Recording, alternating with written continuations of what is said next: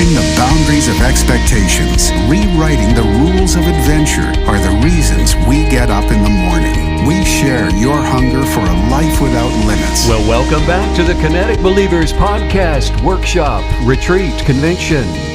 That should about cover it. Well, if you don't know what to choose, choose life. And if you don't know what to think abundance. And if you don't know what to say, just encourage and champion and celebrate and edify yourself with positive words of gratitude. We are so glad to have all of you back with us again today. You are the reason that we are here. And if you would like to receive an occasional text message, text the word kinetic to 844-844-0049. StephenCanyon.com is the website. Follow us on Instagram at Stephen Canyon, and make sure you subscribe to this podcast. Maggie, people are listening from all around the world today. Maggie, they're listening. Yes. Chime in. I want to hear the countries. United States, United Kingdom, South Africa, Canada. Hello, Australia. Spain is tuned in. India, Wow. the United Arab Emirates, Poland, Belgium, Netherlands. What is it? Timor-Leste. Timor-Leste? Let me see. Leste. Timor-Leste. Where is that? Let me see it. Timor-Leste. Number 12. What is that? I have no I idea. don't know. Well, hello, Timor-Leste, Germany, Italy, Kenya, Austria, France, Mexico, Vietnam is tuned in Ireland. Hello, everybody. Hey, Hello. KBs all around the world. You're And not Miss kidding. Maggie. You're not kidding when you say all around the world. Not at all. The colors of the sunrise this morning, did you see those? They were so amazing. I did not. I was asleep. Well, they were so amazing. I did take a... Do you take a picture, or is it a pic or a photo? Well, I think, is it? Take a picture. Now, my mom says I was gonna take a say, picture. No, she says make a picture. Oh, make a picture. Well, Yes. I'll make a picture for you. Let's make pictures. I like that shirt, by the way. Do you? Yeah, I like the print. It's Southwest or something. Should I get this tailored? No, it fits you really nicely. You know, when the sun is low in the sky like that, first thing in the morning, the light travels through more of the atmosphere. And because of that, it's those shorter wavelengths of light producing the colors of all the blues and the violets that you missed today. And they're just scattering across the horizon, producing the longer wavelengths of colors. And you should have seen the yellows and the oranges. I think they're brighter and when the it's reds. cold, when it's colder, like it has been here. It's been very think so? cold here. It snowed the other day. But that's true. But now, do you remember the colors when we were in Sarasota, Florida? And it was not cold. That's true. Those were unreal. So what is that? And that was on the Gulf side. Does that matter? Because this is on the Obviously, that matters. the Atlantic side. Gorgeous. You missed it. Gorgeous, Well, I'm gorgeous. going to make a picture for you. do tomorrow you morning. feel superior when you get up early enough to catch the sunrise? Well, now that you mention it, maybe so. That's why you're a little. That's why I'm wearing my. standing tall today. That's why I'm wearing my special shirt today. I saw the sunrise and you didn't. You're like, I'm a little condescending. I'm not going to show you the picture I made. Yes, you are. Yes, I you won't am. be able to help yourself. Have you noticed the woman who's dancing out at the edge of the Yes. water every morning? She's so cute. Isn't she? And it's every single day know. she's ankle deep in the water. Yeah, She's she has these big rain boots on, and she's ankle deep, just twirling and spinning. And she has one of those little nets, with the extension handle that she can pick things up without bending over. It is so. She's so cute. She's elderly. She is cute. but she does not miss a day. Every morning she's out at the water's edge. I know. She's kind of inspiring because she just seems incredibly free in herself, who she is, how she spends her time. I love it. Why don't we dance at the water's edge? I think we should. Tomorrow morning? Sunrise. I'll see you there. If you thought I was superior when I watched the sunrise, wait until I'm dancing to bring it in. You can borrow my shirt. Okay, thank you. Hey everyone! I'm so excited to be here. Aren't you? I mean, it feels so good to be here. It does. And, Yeah. and looking at the ocean there behind Yeah, you. you can see. Beautiful. I'm looking at you. Well, I'm drinking my tea. I Keep know. talking. Okay. Do you like the mirror? There's this huge mirror beside us. I'm on the fence if I like it. I'm not quite sure I do. It feels kind of strange. I don't love the side angle. I feel like we've got honestly. I feel like we've got an audience here in the room with us That's today. true. Let's talk about success. Let's talk about success. And, which really is just a positive result, and regardless of whatever the endeavor is. If you get a positive result from walking down the sidewalk and have a positive experience, you've been successful. I like that. Interesting, right? A positive walk on the beach, which, by the way, you just took, and I didn't go, so there you go. Bragging rights, but you took You a didn't walk go. and you said it was successful, or it was positive, and so that means that it was successful. Or if you take a walk along a trail or anything, and if it turns out to be a positive, there's a positive result from it. Driving to the office. I like this. This is already reframing success. I mean, I've racked up many successes already today, and it's also revealing that I think we probably anticipate things being too big to call them successes. Like you wait for something to be earth-shatteringly, some earth-shattering victory to call it a success, and that's not right. To do that means most successes will be elusive. Yeah. Because if you said to me, Steve, I'm going to go out onto the balcony and I want to sit and be quiet for just a few minutes. I'm just going to go out here and sit and meditate. You can be obviously successful in that endeavor.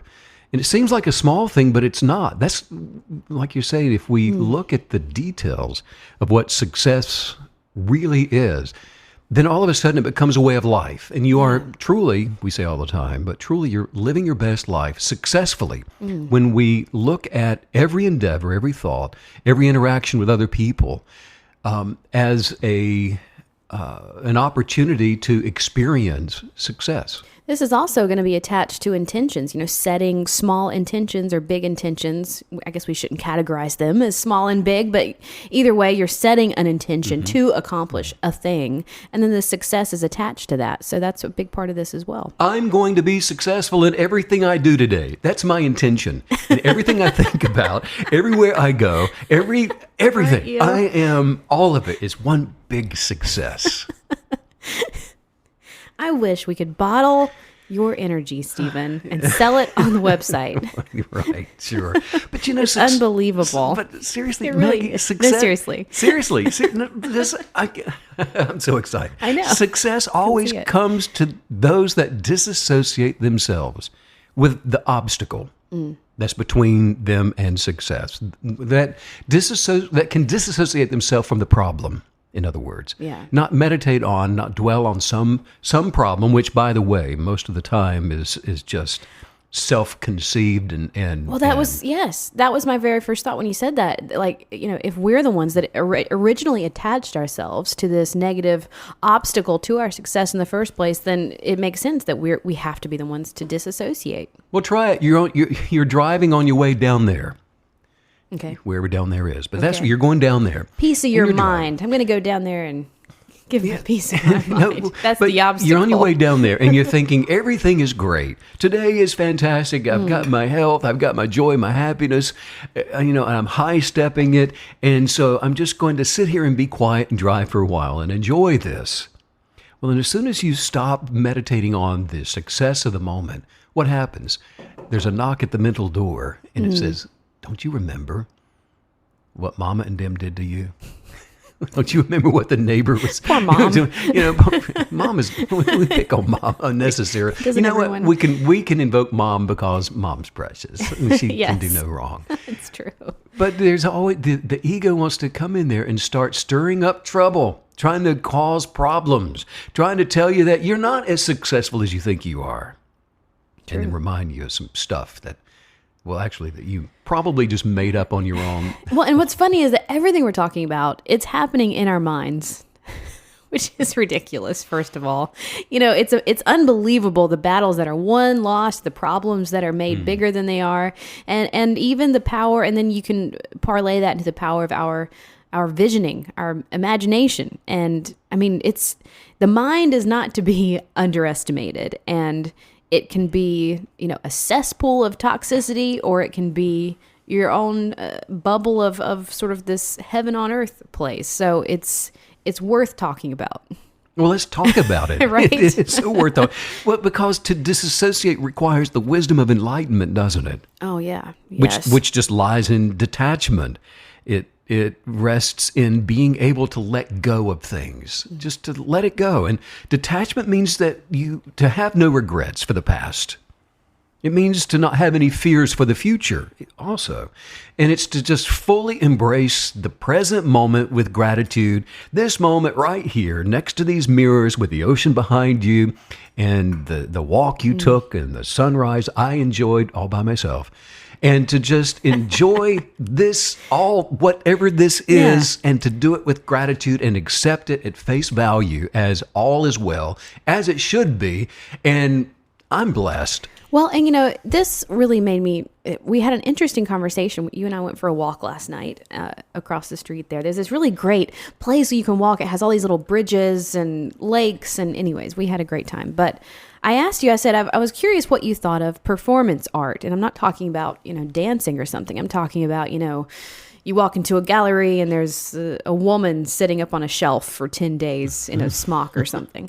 I loved your answer. You said that really any art, you see it as art if it helps to bring us into connection with the present moment. And that parlayed me to think about how we can infuse our lives with things that are doing that. That you can connect yourself to ideas, tools, experiences that easily help you connect to the present moment, because that is so powerful. Anything, and that's so true, anything that brings you mentally and your focus into the present moment, it could be considered performance art. So our entire life should be one of performance art in the moment that is now. And that's just simply to let life take its course without attempting to interfere with its movement and with its change. Just let it flow. Let it be. And get out of the past, get out of the future, and come into the moment. Now, this also means not trying to prolong pleasant to stay. Yes. Pleasant to stay, as well as to not try and speed up unpleasant to leave. In other words, which is all of that's manipulative. You're allowing the without to remain. And the focus then is inward and it's not outward. And that's a big one. So it is absolutely possible to even ruin a good thing by hanging on to it. Trying to keep it alive, breathe life into it longer than its life expectancy. It's like staying too long at a party. Right, and because the party, you're associating the party with happiness. Yeah. Rather than happiness with I am, therefore I am happy.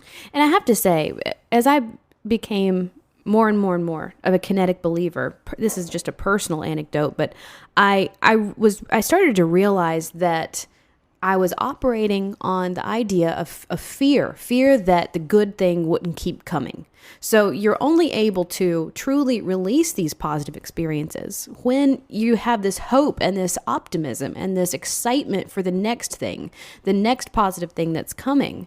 And I had to learn to tether that together and, release one, believing for the next one, because I think we're trained no good thing lasts. Well, if I am positive, then whatever I'm around is positive. Yes. And the thing is not positive. The thing is not what's bringing me joy and happiness and all of those positive attributes. I'm the positive attribute. Yeah. I'm the good thing. And therefore, all things they just are. Yeah. So I'm not looking outward to be any kind of an answer. The answer is always within. But that only comes through detachment with gratitude in all things, not for all things. Right. I'm not grateful for all things, but I'm grateful in all things. Boy, there's a difference there. Yeah. But now to do this is to move in time with life. And to be in perfect accord with its changing tides, all of the ups and downs, and absolutely refusing to fear, refusing to judge, refusing to control other people, and refusing to meddle, and to compete with others, try to be better, one up you. Because what we're talking about, this is just called enlightenment, right? Mm-hmm.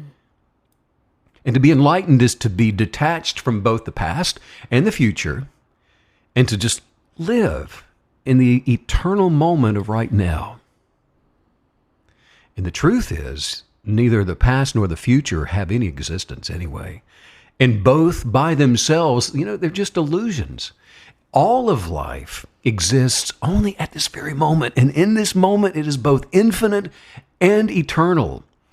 We were walking together on the beach the other day, and doing this rapid fire remembering of the last 10 years or so. Yes. That we've been together, more than 10 years. But now, where did all those things that we were engaged in The together moments. go? Where did they go? all the memories, all the stuff, all the places, which has just been, like I said, rapid fire. So many memories. But even, with the volume of all of that, it was just you and me walking down the beach together in the present moment of now, and we're going, where did all of that go? They don't actually exist. None of that actually exists. However, our moment together, Maggie, this moment right now, that moment walking down the beach passed through all of those experiences. So they're not gone. They are as eternal as we are. Then they are always in the present moment of now. So the past is enriched in the moment of now, and our present moment just moved through those experiences, increasing who you and I are together. Well, and this dovetails so nicely into something you were just saying before this, which is that we are setting the tone for our own present moment. And I know for me that that's something I have to constantly remind myself of, because you can be easily duped in the blink of an eye, duped into thinking that someone else or something else is setting the tone for the experience that you're having. And that's just not the case. We are setting the tone. We are in charge. Should be. Mm-hmm. Well, but even if it's a negative tone, it's still, we're always deciding whether it's good or bad, how we're perceiving something, how we're receiving something.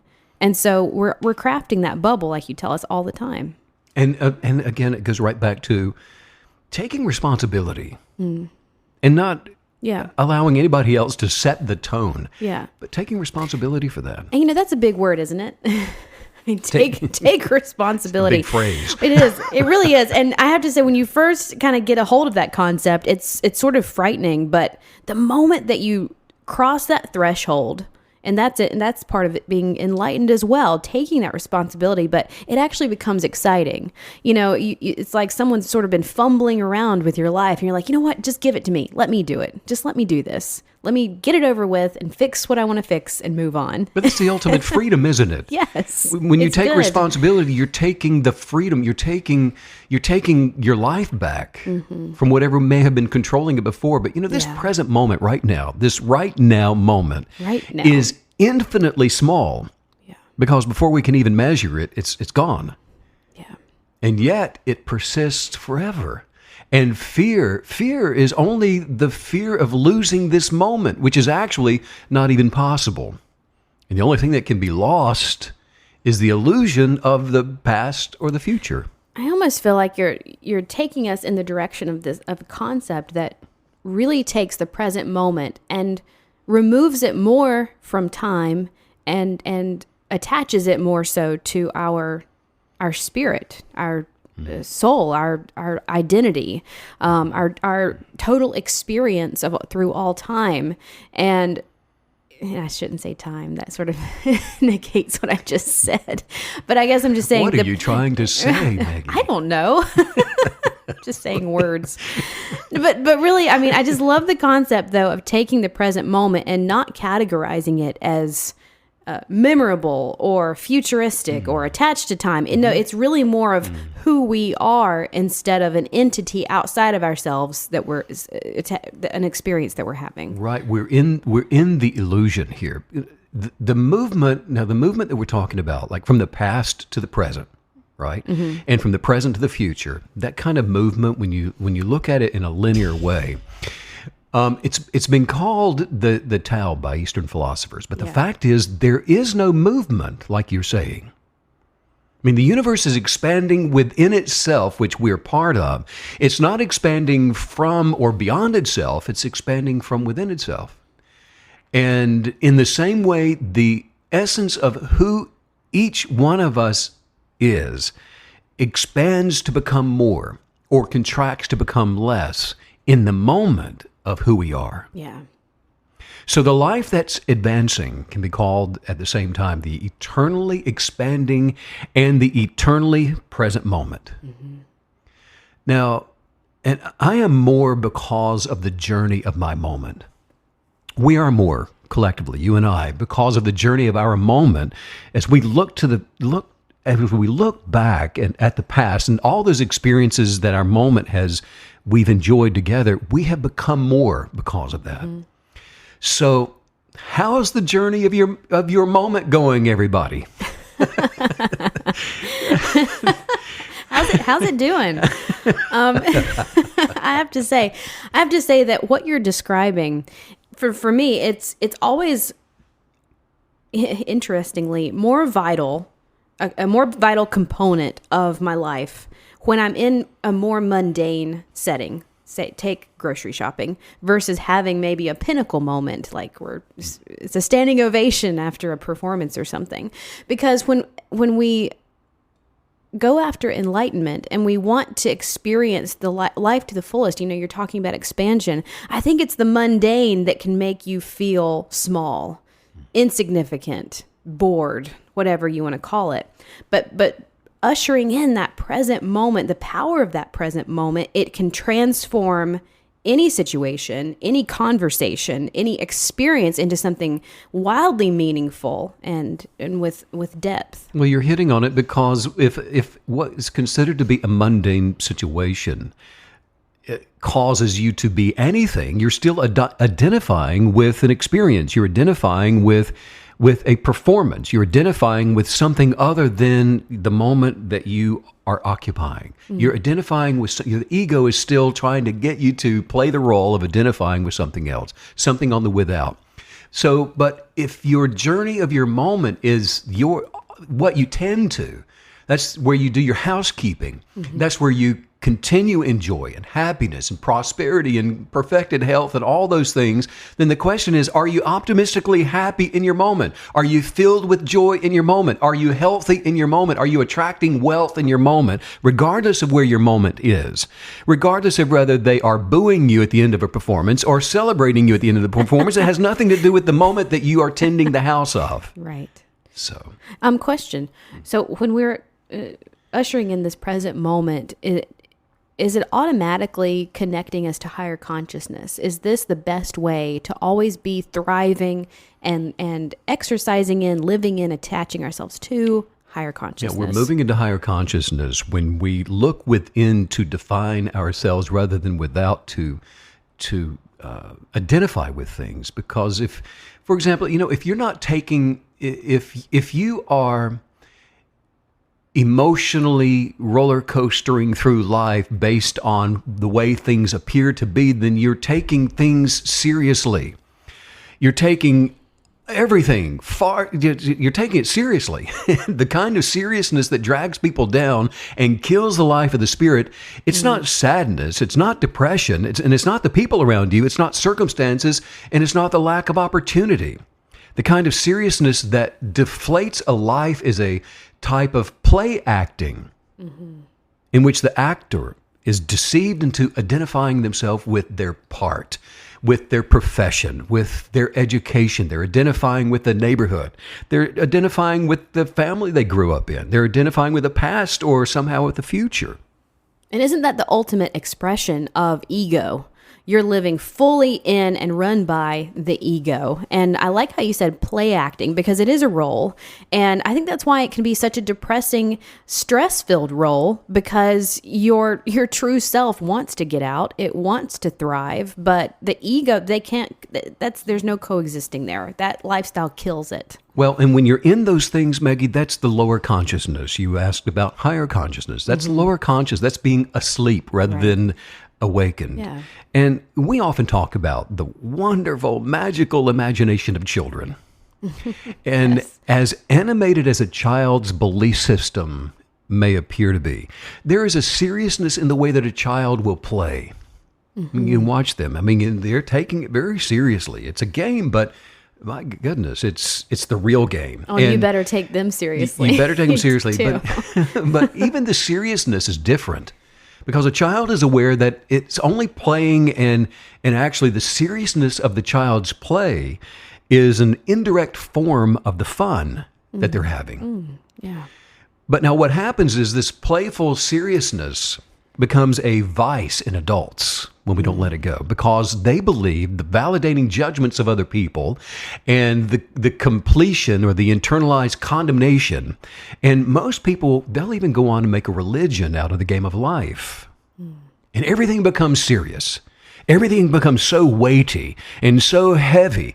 And most people lose the faith of a child that they once had to identifying themselves with the illusion of their part or their position in life, that they somehow fear that they're going to maybe lose it. And that's it metastasizes, doesn't it? Seriousness breeds seriousness. And so you begin by having a serious conversation, but then all of a sudden it's infected everything in your life, and you can't even send an email without a scowl and horrible stressors kicking in. So, this affects every day, every moment, relationships, it can absolutely blanket your entire experience. It's the kind of seriousness that deflates a life. And this is especially true when an unenlightened person rises up to any kind of a degree of responsibility.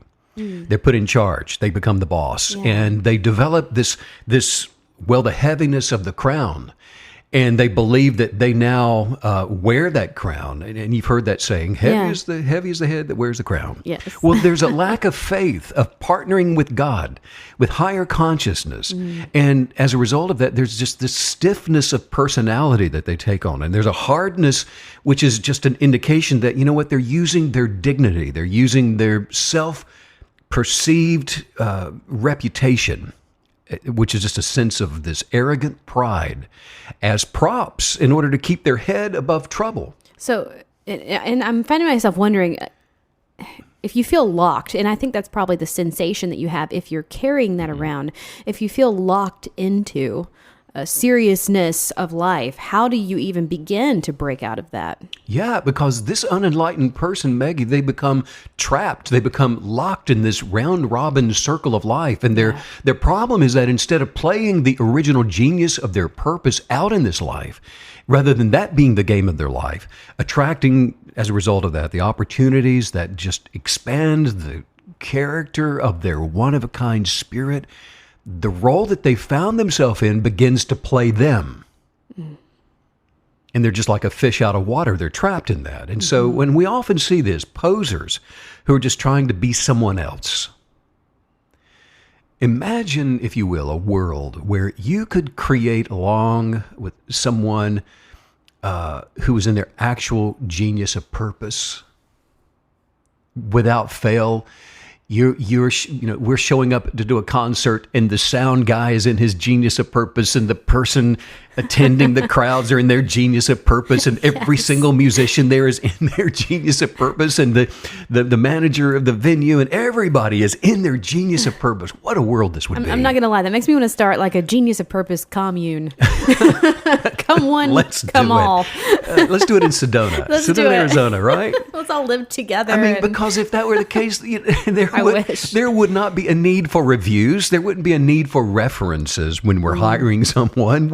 We hired a photographer recently for one of our concerts, and I'm telling you, she was not in her genius of purpose. I know. She was very frazzled, pretending to be something that she wasn't. Yep. I mean, she shows up with a camera and she has a little setting on it to make it sound like it's got a motor in it, and there's no film in the camera. Yeah. And it was such, and the pictures she made were make a picture, right? Which is not well. And I think an interesting aspect of what we're talking about is the truth of oneself that lies under the surface of this facade that you've built and lived according to maybe for decades. And there is nothing, there's something so that it can be crippling, the idea of people truly knowing you if you have lived with any kind of facade for any amount of time. Because of course we all want to be accepted. Of course we all want to be celebrated and raised up and loved for who we really are. But for who we really are. But I think there's a threshold that that has to be crossed, and you must push through. And it's not to say it's easy or hard, but it just has to be done to break through this. You have to get your back up and say, you know what, by gosh, I am going to live my truth. Go dance on the beach. I am going to do me. Because people Yeah. can easily see through the guise of pretense, Yes. whether you believe it or not. We can see you. Yeah. I see you. I can see you. I can see what you And I love you. And I still love you, but I see you. Yeah. But there's this push me, pull me dance between the illusion of form, which comes from the sorrow of seriousness. Let's just call it that. And the Yeah, delight of that's it. genius, which emerges from within. The world of positive forms and the world of the illusion, which is what the majority of people will take to be the real world, is all that there really is. I mean, there's nothing else. There is a creative truth, and then there is an imposter. Actually, the Bible calls it a merry heart for the person who is enlightened and who joins in this playtime, knowing that it's playtime. Life performed from within the faith of a child. Playtime. I've got a merry heart. Why? How is it you can be so happy? Why are you so filled with joy? Because I'm just here playing. We said it the other day. We feel like we're just running around an amusement park, running from one experience to the other. It's all fun, counting it all joy. Life performed from within the faith of a child. And the substance of belief then takes on the form of kinetic energy, which conforms circumstances to the faith, to the belief of the one doing the believing, of the one living this joy-filled life. And a big part of this is slowing down enough to rise above and get that aerial view of your life so that you can even see what needs to be done, where things can be tweaked, because when you're in the midst of this, even if it's by a tiny bit, even if you're just a little bit, living unconsciously, it has an effect, and it's almost as if you're living underwater. You have to come up for air and slow down for at least a moment to even take stock of where are things. Let me look around. Let's be introspective. It takes time to do that, because if you just keep running on the same hamster wheel day after day after day, nothing can change. You have to meditate on this. You've got to be a journaler. You have to work in your journal. Yes. You have to open up the pages to work on your articles of faith and the blueprint of your life and say, no, this is who I am. Mm-hmm. This is why I'm here. This is my purpose, my genius of purpose, and this is what I'm about. Because if there is anything nagging at you, if there's anything causing a problem like just a prick in the flesh, a little painful thing, if you're sad, depressed, angry, mad at someone, if anything is off kilter, a person only suffers because they take seriously what the Creator made for fun. It was all made for fun, all made to enjoy and to delight in and to dance along the world's shores with joy. It's fun, and that's how we know that we're flourishing. Because we're operating in the immovable, unchanging, all-in faith of a child in the power of kinetic belief. And there's such a release, isn't there, that comes when you're having fun. When something maybe it's even a surprise to you that you're in the middle of this fun situation, but the point is that it's a release, and you can sense that in life. So if we can build those fun experiences day after day after day, it really has quite an impact on our identity, and then even what we're attracting toward us. I'm fun, so every experience is. Yes, there it is. The experience isn't the fun thing. I'm the fun thing. Yeah. So yet again, we're setting the tone. We're setting the tone for the present moment, for what we're experiencing at all times. right, and now you gotta be really careful here too, because life is filled with ups and downs for everybody around you, and obviously you don't want to dance on someone's grave. Proverbially. Proverbially. or in reality. Or literally. But you Either don't way. want to, we have to learn to control the fun aspect of it, but it's count it all joy, right? Yeah. But now a human being is asleep. Somebody is unenlightened when they lose their higher consciousness sense of humor. Mm-hmm. When you lose that, you're asleep. And when we align our innermost essence with higher consciousness, with the mind of creation, with the mind of God, we begin to flow with the universe by moving for the divine purpose of playfulness. Because just like an imaginative child, playfulness, fun, is delighting in the fashioning of the desire. delighting in the pursuit of it, the journey, the chase of it. It's the delight of that, and that we are enjoying. And it's an interesting thing. Okay, let's have fun, sense of humor. It all sounds so light and exciting, and it is. However, you can see how pursuing this in our own lives, it's going to reveal things that we need to work on or fix or deal with. Because from my own situational experiences, whenever the sense of humor isn't there, it typically roots back to shame, condemnation, a paranoia of self. Things you've identified with. And many times, obviously, that's been put on us. We've been conditioned to feel shame, to think someone's talking negatively about us. Ego. And so if we can actually achieve what sounds so small and funny, a sense of humor, but if you can truly achieve that and approach life in that way, you've done quite a work. You've really overcome so much social conditioning, so much negative identity integration that we've overcome through journaling and this podcast and conversation. But I just think I like the idea that we're putting it up here on a shelf.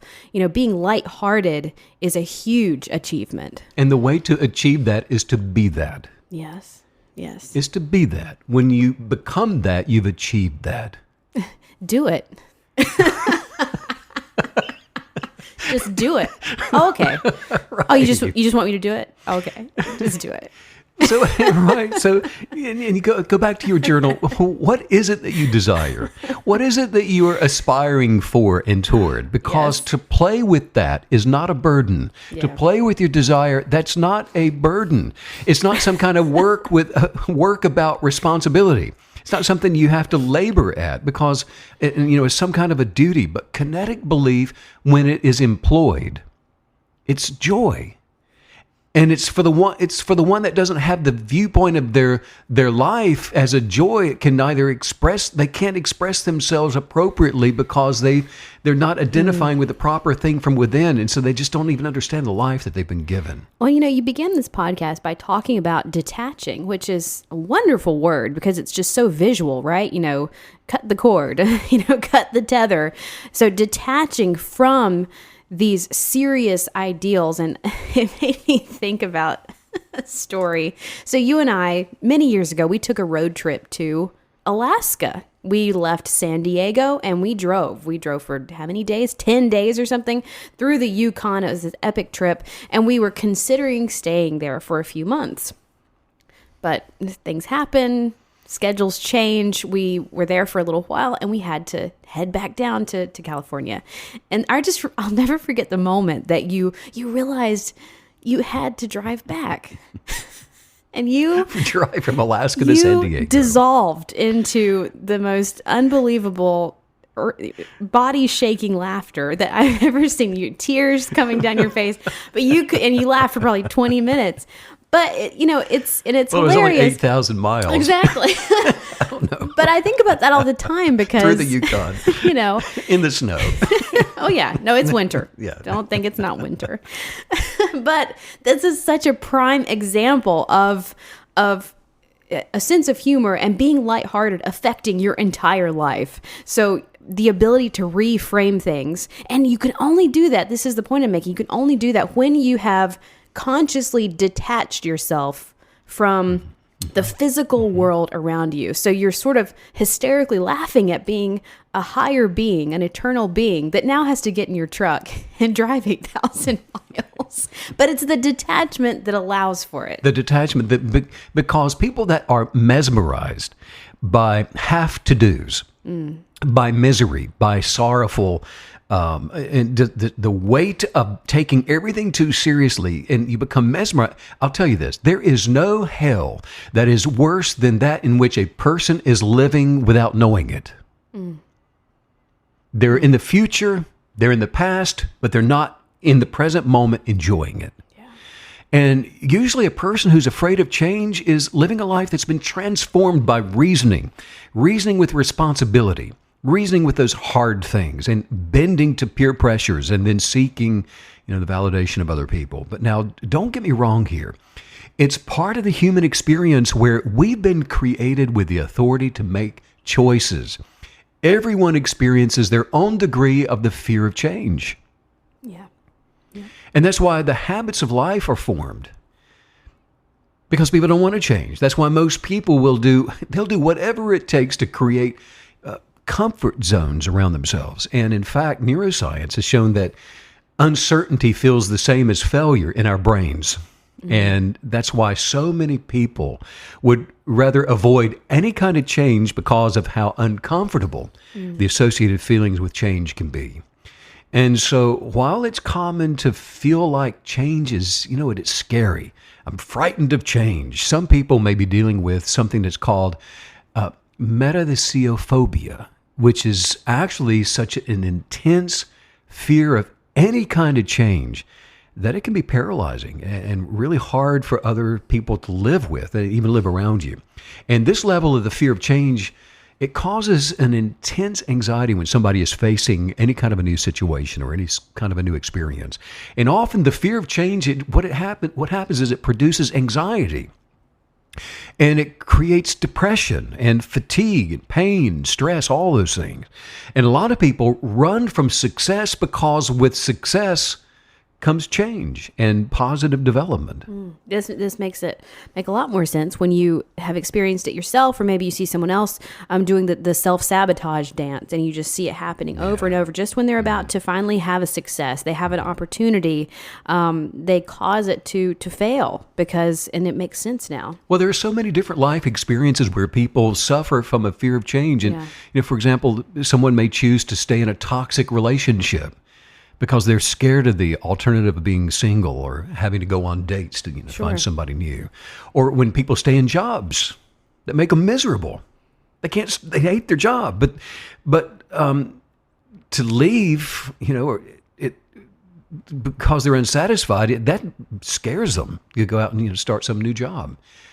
And of course, the best solution to not be satisfied in a person's creative input would be to move on and try something new. If you're not satisfied because of what you're asked to do with your tasks every day, and you think, this just isn't for me. This is not the creative input that I know that I am here on this earth to be an expression of. This isn't the abundant life. This is not where I flourish. And I know that I need to move on. I know that I need to try something new. But, a person absolutely just feels stuck in a situation when they're just afraid of change. And it's just as simple as that. And the obvious isn't so obvious to the egoic mindset, because the mind is sitting there rationalizing, reasoning with you. And as long as you have the conversation with the ego, it's going to win. It'll win the day. Mm-hmm. It will show you, it will convince you to stay in that toxic thing. It will convince you to not live your best life and give you endless reasons why you should stay exactly in that thing.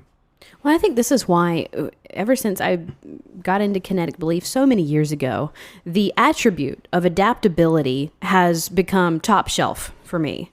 And I think evolving into that, constantly wanting to be more adaptable, more, able to morph, able to move with this life, with experiences, always making sure that you feel a little on edge with what the situations that you are forcing yourself to be in. Mm-hmm. All of a sudden that becomes so vital, so important to not just success and growth, but also I think to happiness. It becomes even addictive. At first it may seem terrifying, but then all of a sudden you think, God, I can't live without it. I can't live without these new experiences. Well, by living on edge, like you're saying, that is making room for the universe to do its part.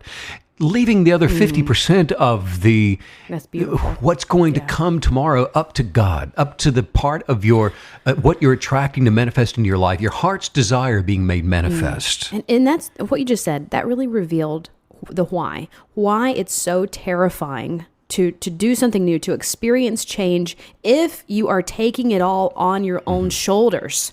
Because you can't be adaptable or do any of this if you're trying to do the full 100%. We have to remember our role, the role of the universe, the role of belief, and how all of this works together. Well, and to be on edge like that and to be afraid of change, that's just, really, that is using your authority incorrectly to try and control and meddle and manipulate the world around you. It's dominion run amok.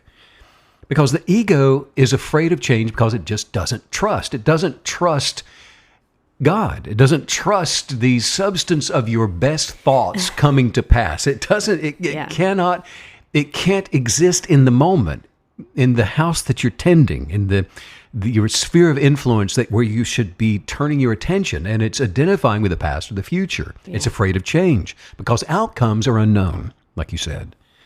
Kinetic belief is missing. The faith of a child is missing. Relationship with the Creator isn't present.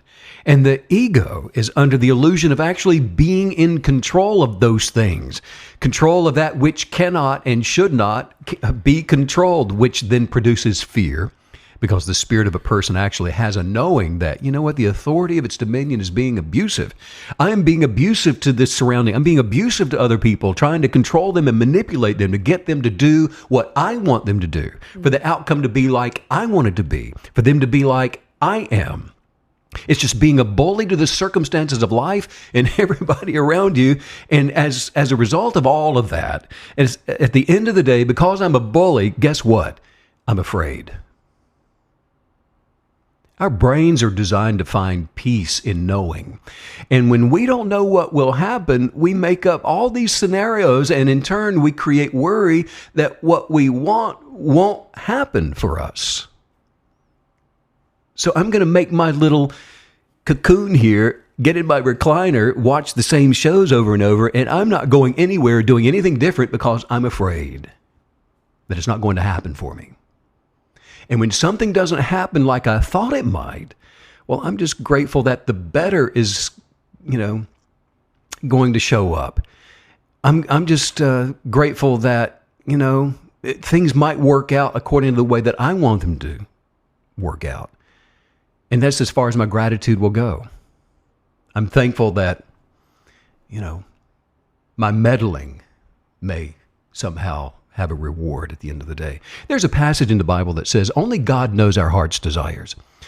And so I'm trusting in the universe, which contains the blueprint for my best life. I don't know what it is. It's in the universe. All I know is what excites me. And positivity, if I remain positive, if I remain hopeful, if I remain grateful and expect health and abundance and a flourishing life like a plant, a tree reaching out toward the sun, expanding and growing my limbs and my branches, then the universe is going to do its part. It's going to meet me with the more that I can't see, that I'm not supposed to see. I will recognize it, though, when it shows up, because my best intentions for myself and my life will recognize it when it shows up. And when it shows up, I'll just know it. It's the familiarity, because it's what my heart is attracting after all. And one of the interesting things about discovering your heart's desire, being shown that as we move along, as we move through space and time and experiences, is that you start to realize that it's not these hard line, plateau-minded goals that are your heart's desire. It's the way that you are experiencing life. It's the way that you are moving through this journey, the people that you're experiencing it with, the conversations. It's the really the minutia of the whole experience that is equal to your heart's desire. And these big things, the house, the car, whatever is representing that big goal, all of a sudden that's not even it. You become an experienced hunter, and you're only satisfied with new experiences, new things to see, new things to taste, new people to meet. And that's what all of a sudden starts to feed you, because that's how we were built. So many of us, we don't even realize that we're going through life trying to live life in a way that we're not even built for. We're misusing our heart and our mind and our intentions. And so when we can finally get rid of all that and be honest with ourselves and not be plateau minded, and the mountaintop is not the all end all.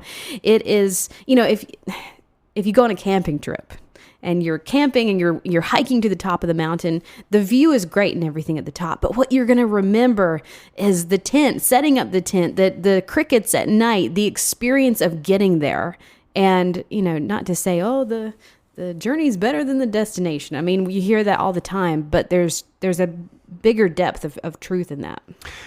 But what the ego wants to do is it does want to exchange the delight of the journey, of the adventure, to exchange that for the thing, to exchange it for the comfort of knowing, the comfort of the house. It's funny that you describe the ego as like sitting in a recliner, like, let me get as comfortable as possible and get my big bag of chips and never move again. I mean, light the recliner on fire if that's what you have to do. Well, the ego, which is lower consciousness, finds it extremely hard to move on when something that is known comes to an end.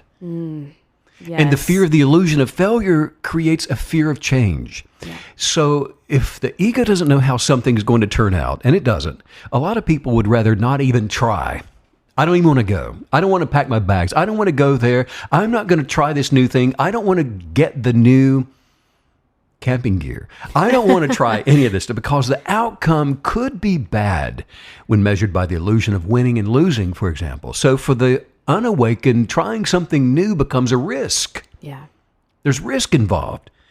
The fear of change comes from the wrong perspective of a person's experiences, and a lot of it is learned from familial viewpoints, which are translated into personal outlooks, and the perception of current conditions when overlaid by the ego with the fear of just a negative outcome. For example, if someone grows up around people that have a negative worldview and they're filled with cynicism, this then will plant the seeds of fear and anxiety over trying anything new. And there are many religions in the world today that retreat into the historical perspectives to avoid trying anything new because of a negative worldview rather than a positive worldview. And this is especially common if a person's parents have dealt with some kind of life trauma, an abuse of some sort, or even poverty earlier in life. And this produces generational egoic curses passed on from one generation to the next. And you can see this throughout the world collectively in so many different regions. About 20 years ago, I received an unction from higher consciousness to move to the Appalachian Mountains, and I went there not knowing what was supposed to be shown to me, but it was so profound and so loud in my spirit that I knew that there was something beyond my present sense of awareness. Mm-hmm. And what I found was a generational curse of Appalachian poverty in pockets that were, like third world countries, and in certain areas where the vernacular, the people, the way that they talked was, like 200-300 years ago. They were so isolated. People still living on dirt floors and without running water, and a lot of the types of sickness and diseases that you see in other places of the world. And it was shocking. But the point of it is that, these types of abuses from poverty are easily passed along, and it doesn't even have to be poverty, and comes in many different sizes, shapes, and forms from one generation to the next. And so all these negative experiences creates a worldview that then promotes this mindset that, all paths away from home are dangerous, and all those ways out of this neighborhood, this valley that you've been born into, or anything else is filled with negative outcomes. You are to remain in the religious sect that you were born into. Wear the hat, wear the coat, wear the shoes, stay where you are. But you see, the irony is that this egoic conditioning actually attracts the dangerous and the negative things that are feared at home. Those things that the zealots are telling you are harmful to you actually becomes the way of life inside those walls. Yeah. And this is the way people become programmed to be jaded and cynical toward others. It's the dogma of religions that will also create the same effect. And it creates cynicism toward the joy of life.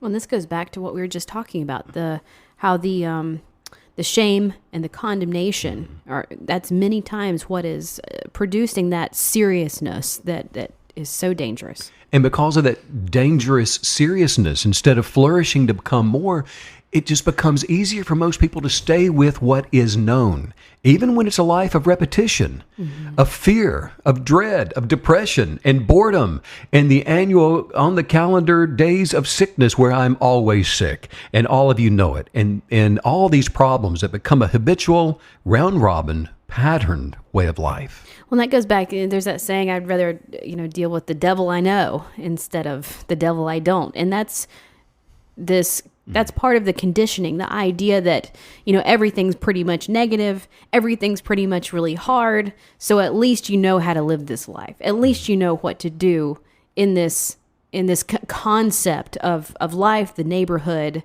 and the hierarchy that's already in place. And so that's what's so beautiful about even with crossing over that threshold into kinetic belief, beginning the journey of journaling and self-introspection. It is the first step toward the things that you never did imagine. You were never told about this.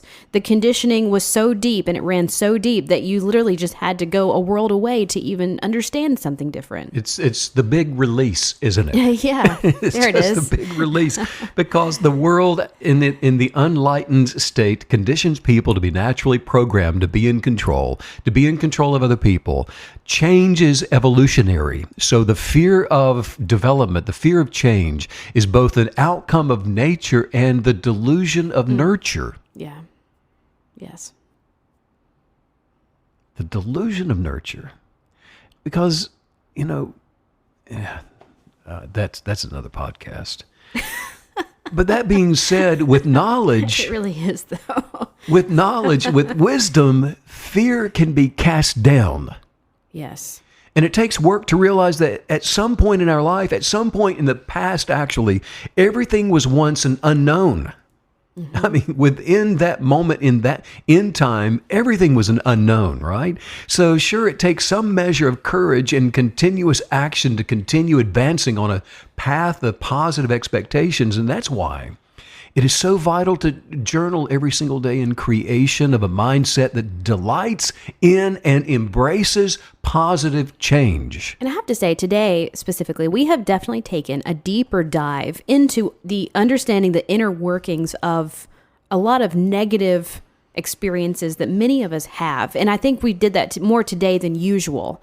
But it's important to understand on a cerebral level how these things work, because then you can overcome it. It takes the bite out of it, takes the teeth away. So that, it's not some monster under your bed. It's, that's just my little brother making noises. But That's you. Oh, true. Making noises. It was me. It was you. I was the one under the bed.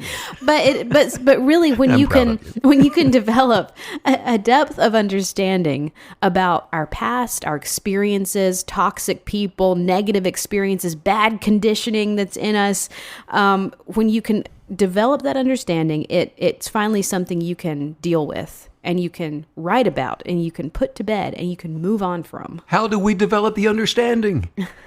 We write about it.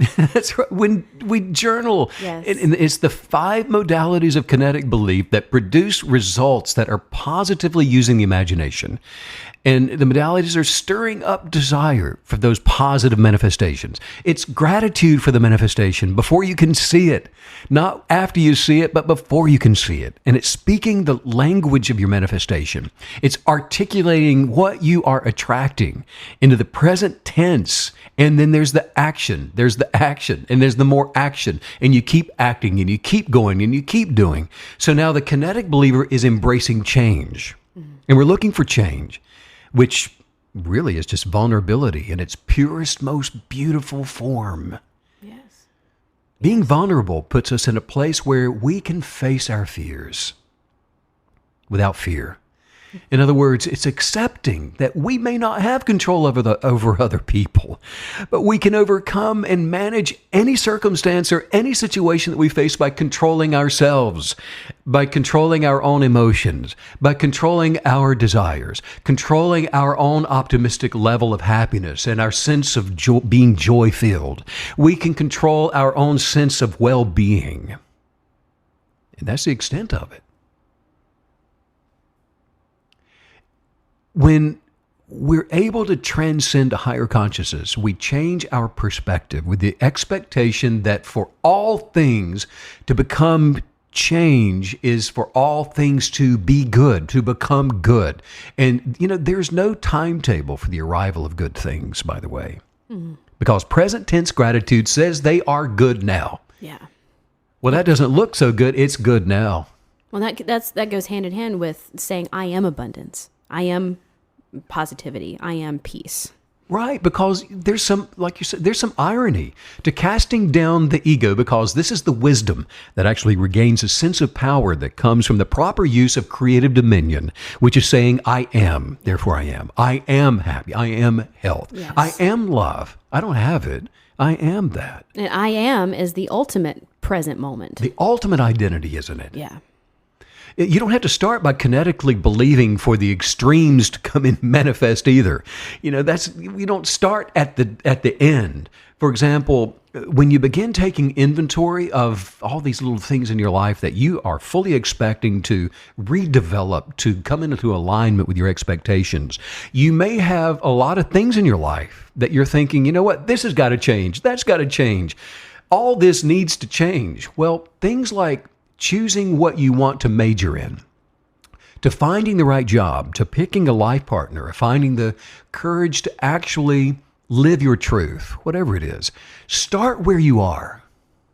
You don't have to go over there to start. You start where you are. Yeah. Imagine what you want and begin journaling what that desire looks like. Work out the modalities, and that is the total sum of our part in all of this. So you quit fretting over the rest of it, because it's none of your business.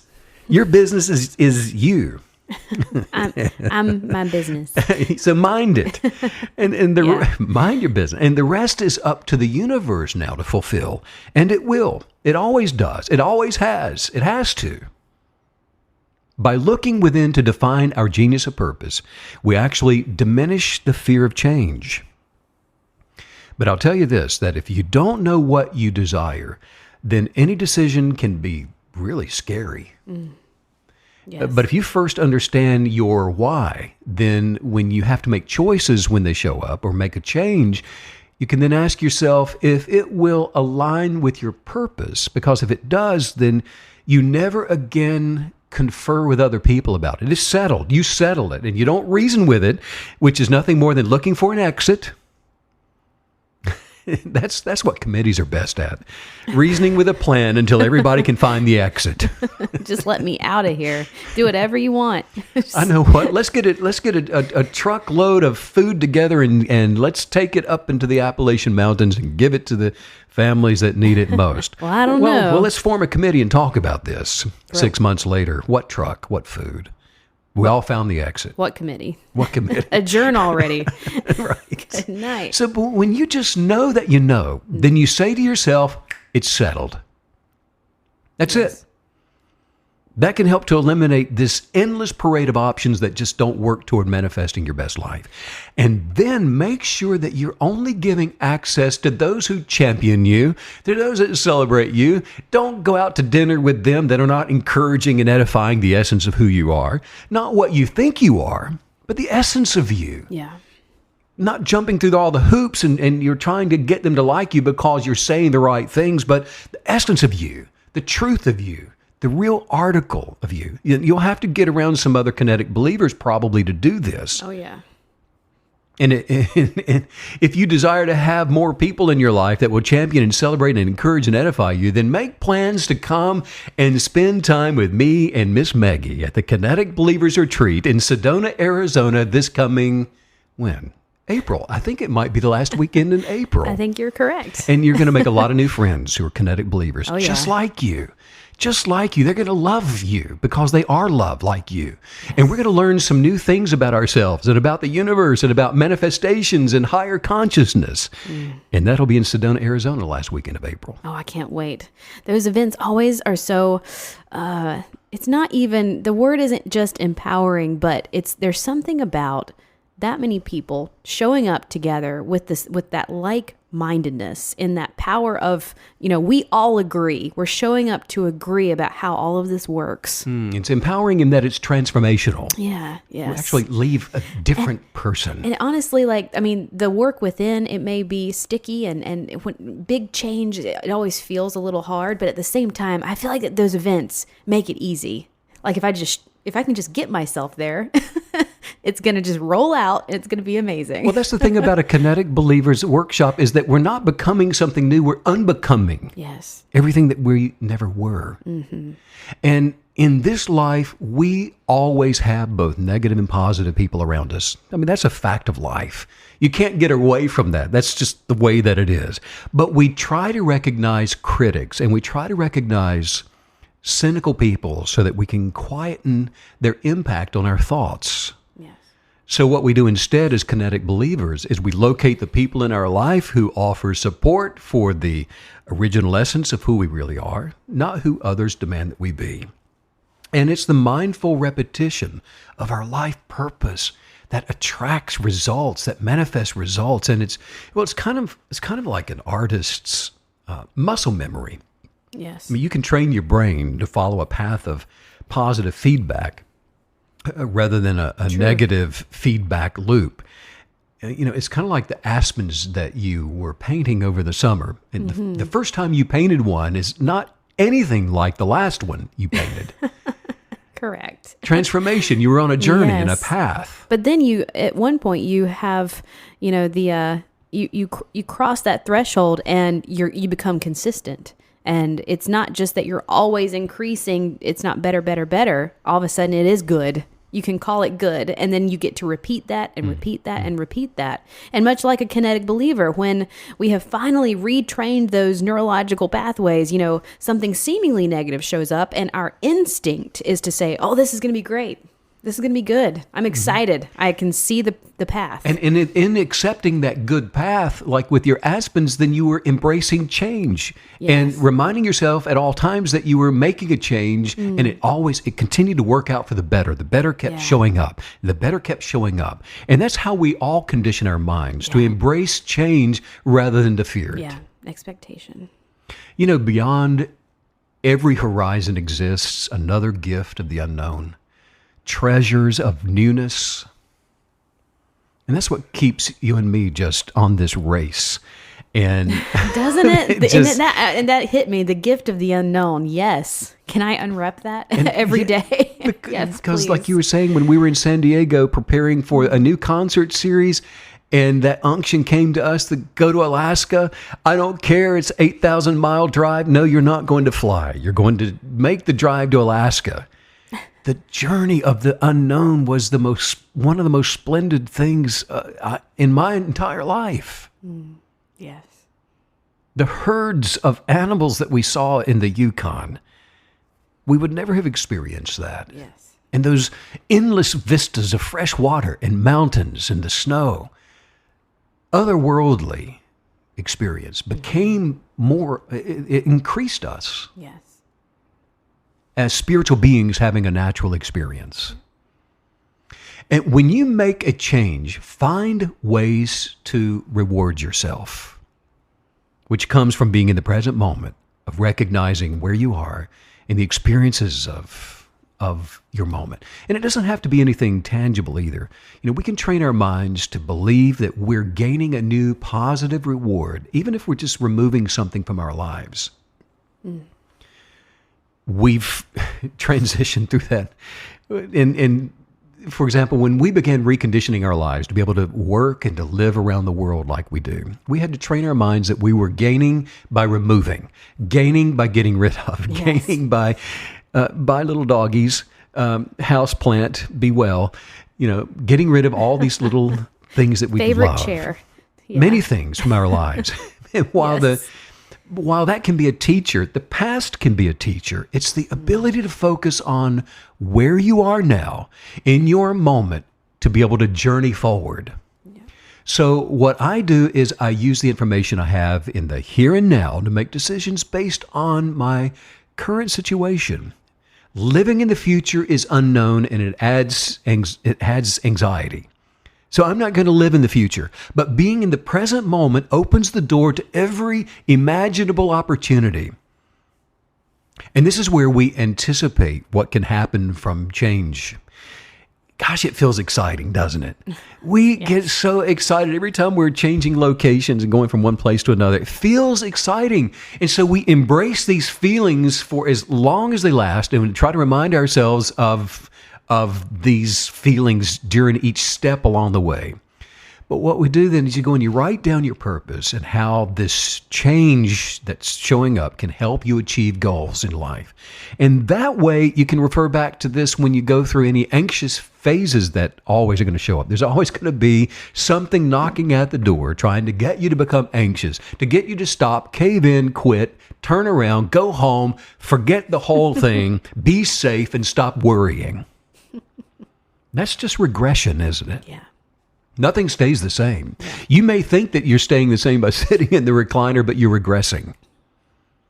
And the moment things turn worse before they get better, this is where anxiety and the fear of change will rear up and become paralyzing, really. And this is the step at which you should be practicing the everything that we're talking about to overcome those situations. Well, this is the ultimate. I'm not going to live according to my senses.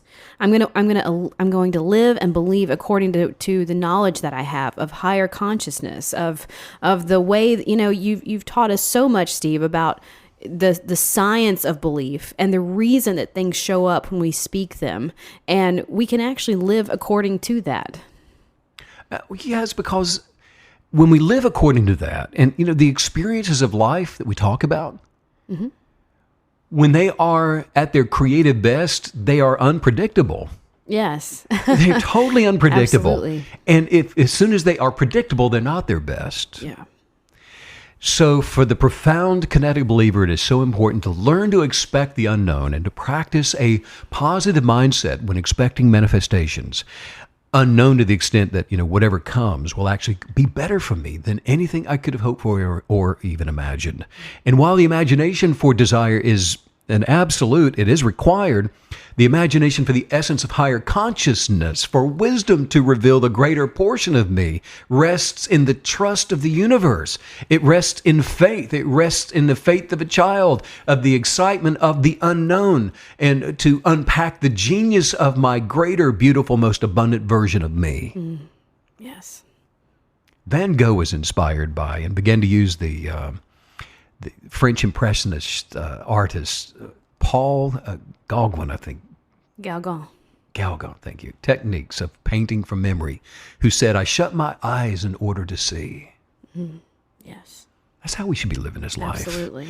Because it's when we no longer live by what we see, by what we've been told, but we shut our eyes to see from within, that we begin to gradually weed out the parts that aren't good, the parts that aren't even ours. They're not our parts.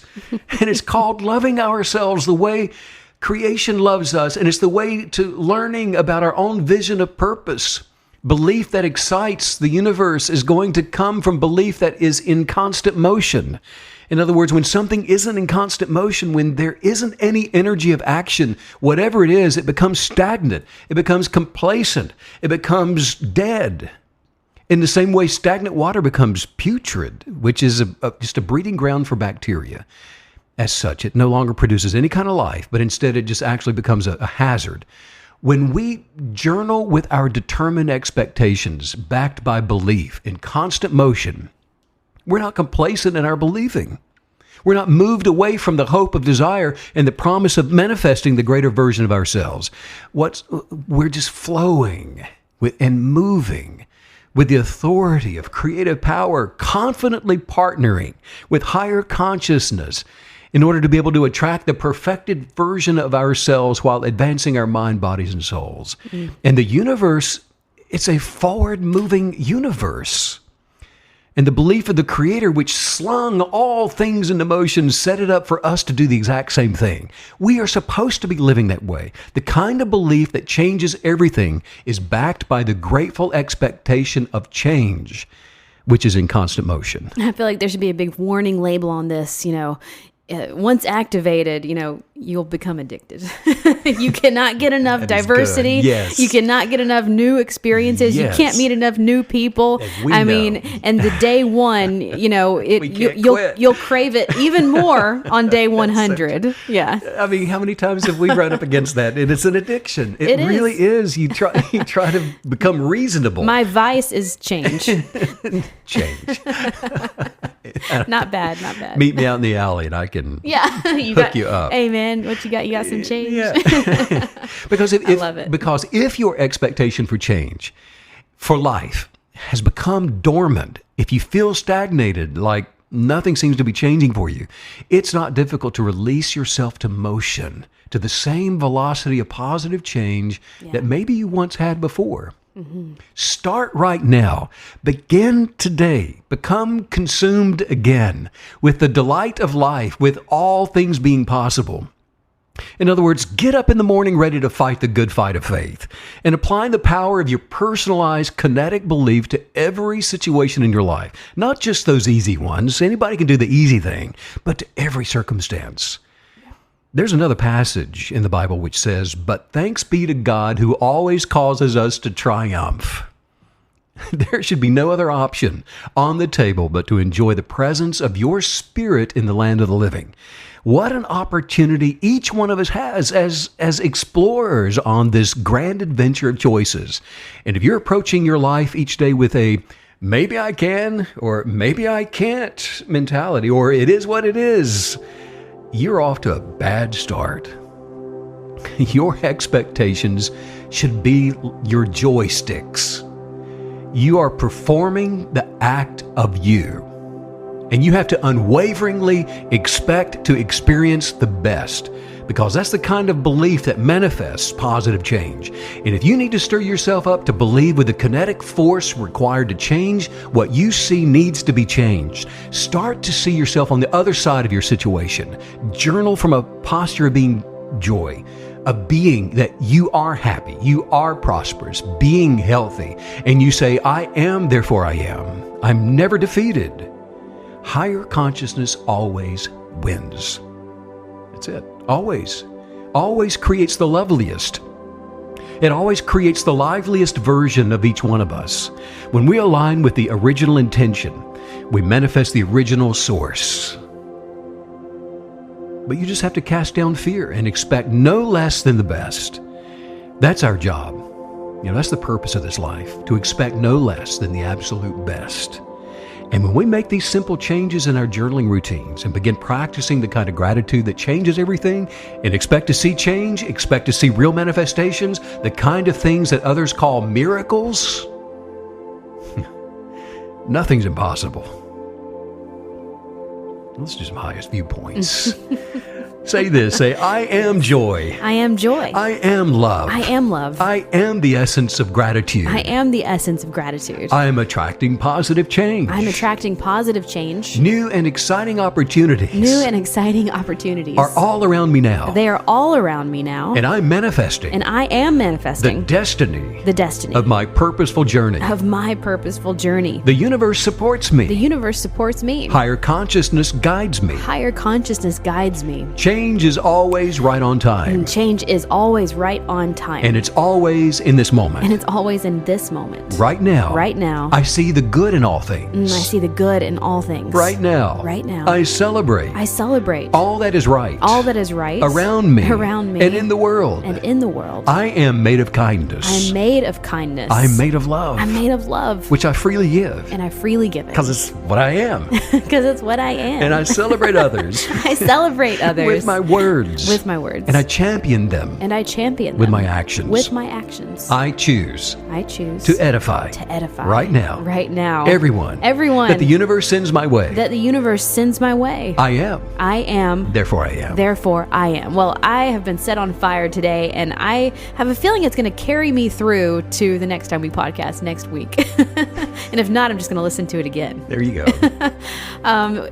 StephenCanyon.com is the website to find out all of the information for the upcoming events. And of course, we post the concerts there as well. So shoot us an email as well if you just want to reach out, say hello, have questions, comments. We love hearing from all of you. And as we know today, it really is all over the world. All those countries and all those cities, sending out Yeah. much love and light to all you KB creatives all around the world. Thanks from all of us, Steve, as usual, for all the wisdom. Bye.